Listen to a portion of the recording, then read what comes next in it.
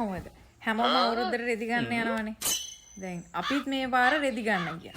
එතකොට වෙන මේ ගිය පාරට වඩා මේ පාර කියන්නේ ගිය අවුරුද්දට වඩා මේ අවුරුද්ද වෙනකොට අපේ ළමයින්ට යම් කිසි මට්ටමක දෙයක් තේරෙනවා. ඉතින් නංගිගේ පපයි අපේ පුතා මගේ පුතයි දෙන්නත් එක තමයි ගමන් වැඩිපුරම ඇවිදින්න ගියේ. ඇඳුම් ෂොප් එකකට ගියා කියන්නකෝ. දැන් අම්මයි මායි තමයි වැඩිපුරම ඒ දෙන්නව ළඟ තියාගෙන ඉන්නේ අම්මයි මායි. ටික දුරක් ගිහිල්ලා ඇඳුම් ෂොප් එක ඇතුළේදී කෙනු ඇඳුම් ඔල්ලන්න එපෝ. කෙනු